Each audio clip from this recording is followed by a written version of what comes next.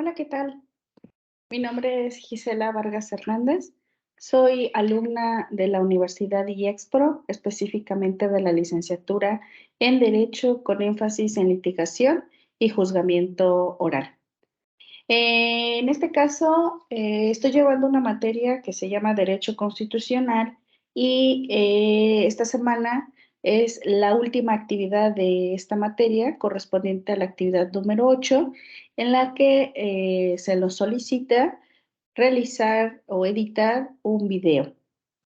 Este video va a ser en torno a alguna temática que se haya visto durante las sesiones con mi asesor, el maestro José Francisco Camangapé Ángeles.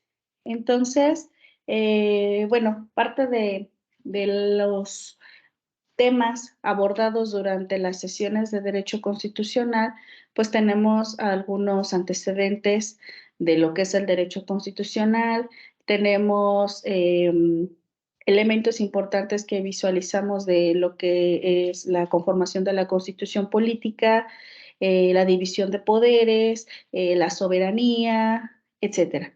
Pero para esta actividad me gustaría enfocarme específicamente a lo que es la Constitución Política de los Estados Unidos Mexicanos. Ajá. Para ello, voy a colocar mi... Ahí está. Con esto, primero quiero abordar lo que es una constitución. Y bueno, una constitución es un acuerdo de reglas de convivencia.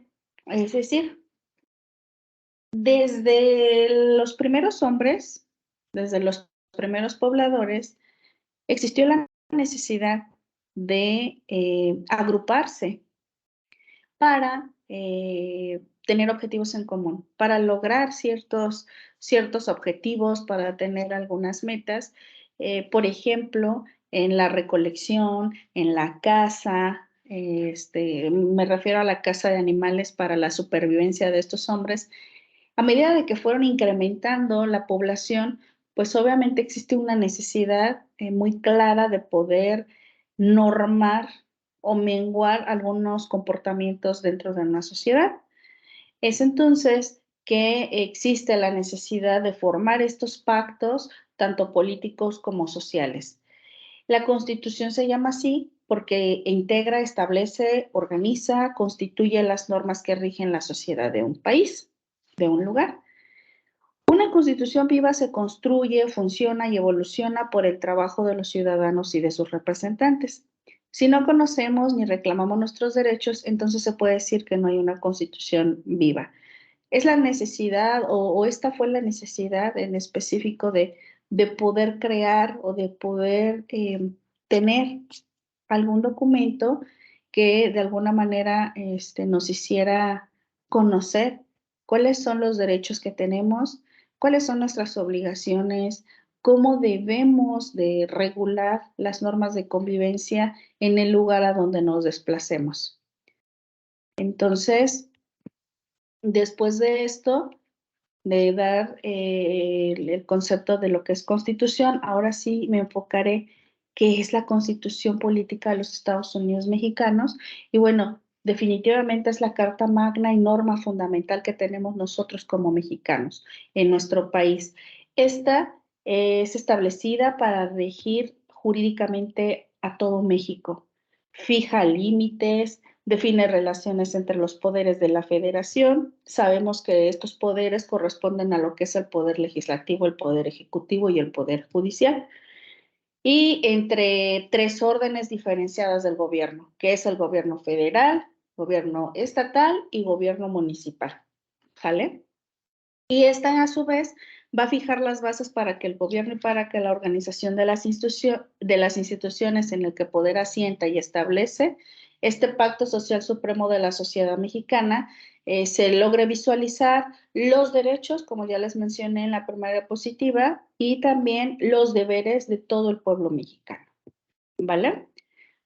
Para esto, es importante mencionar, y creo que es uno de los objetivos al realizar este video, poder observar de manera muy rápida toda la evolución que ha tenido nuestra constitución política a lo largo de los años, de dónde o por qué surge esta constitución política como tal, y cuáles fueron los documentos normativos que favorecieron para el constitucionalismo mexicano.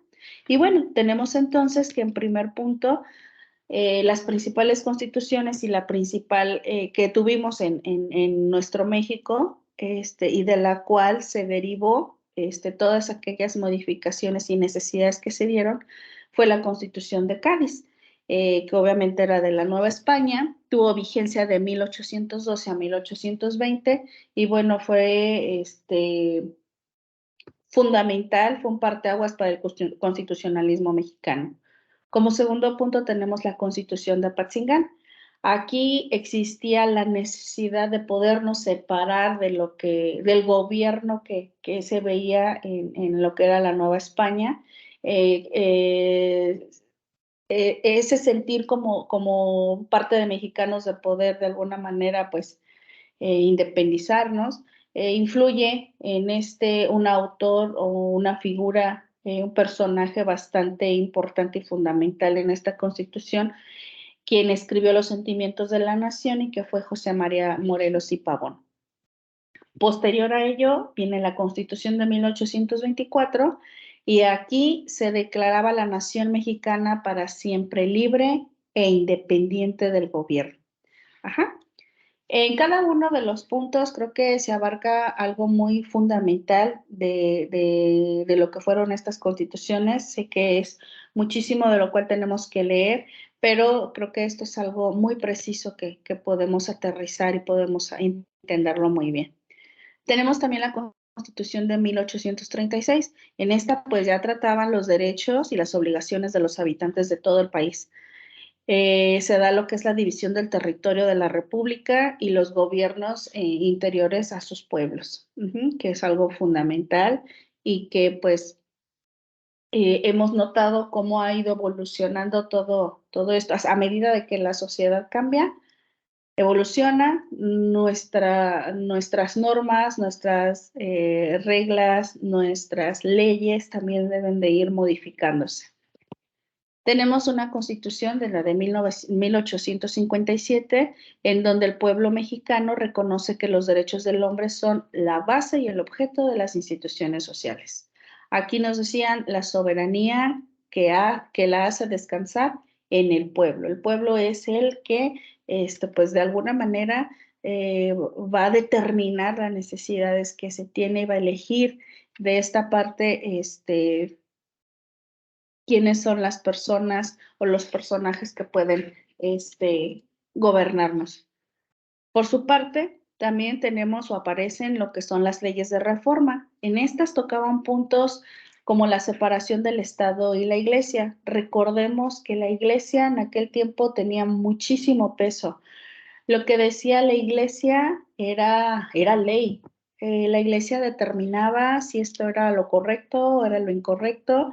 De alguna forma, es quien tomaba y decidía, tenía el poder en sus manos. Entonces, con estas leyes de reforma vienen y quitan ciertas tareas que se adjudicaba a la Iglesia para adjudicárselas a lo que es el Estado. Entre ellas le quitan algunos quehaceres públicos como lo determina nuestra lectura, como fuera la función de registrar a los niños recién nacidos, la función de registrar actas de matrimonio, el registro de actas de defunción, etcétera, ¿no? Entonces, viene esta parte fundamental dentro de las leyes de reforma, separar un poquito esta parte del Estado y la Iglesia. Y por último tenemos la Constitución de 1917, que bueno, esto es lo que nos ha regido durante tantos años, que sí ha tenido sus modificaciones y demás, pero que es la que se ha encontrado en constante vigencia.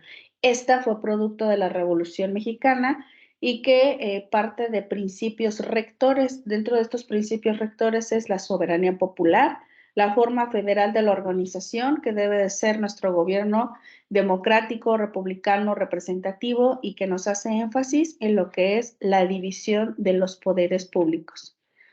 Y bueno, a grandes rasgos, esto es parte de la actividad que me corresponde el día de hoy.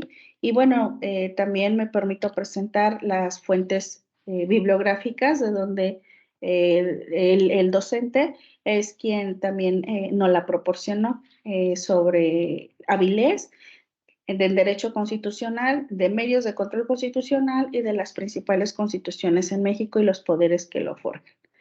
Muchísimas gracias por su atención. Hasta la próxima.